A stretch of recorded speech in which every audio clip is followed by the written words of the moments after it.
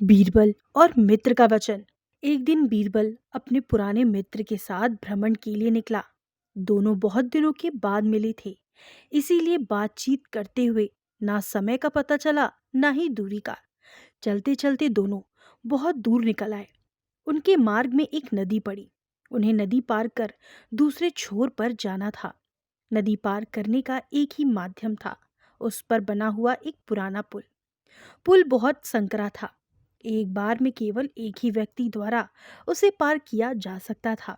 बरसात के दिन थे तो पुल पर काई भी जमी हुई थी, इसीलिए उसे संभाल कर पार करने की आवश्यकता थी। पहले बीरबल पुल पार करने के लिए बढ़ा और सावधानी से धीरे धीरे चलते हुए सही सलामत नदी के दूसरे छोर पर पहुंच गया। अब मित्र की बारी थी। वो भी पूरी सावधानी से पुल पार करने लगा, लेकिन पूरी सावधानी बरतने के बाद भी नदी के दूसरे छोर तक पहुंचने के कुछ दूर पहले उसका संतुलन बिगड़ गया और वो नदी में जा गिरा। मित्र को नदी में गिरते देख बीरबल फुर्ती से अपना हाथ बढ़ाया और बोला, दोस्त जल्दी से मेरा हाथ पकड़ लो, मैं तुम्हें बाहर खींच लूंगा। मित्र ने वैसा ही किया।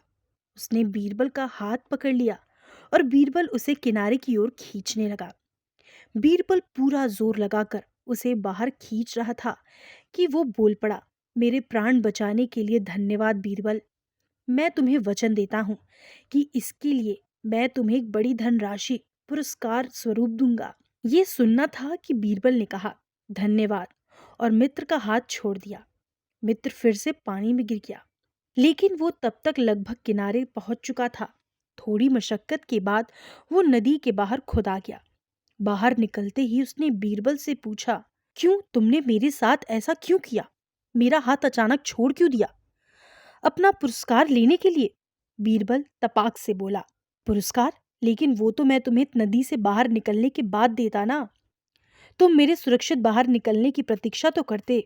मित्र ने बोला, तुम भी मुझे पुरस्कार देने की बात कहने से पहले पानी से बाहर आ जाने की प्रतीक्षा तो कर लेते। बीरबल ने शांत भाव से उत्तर दिया।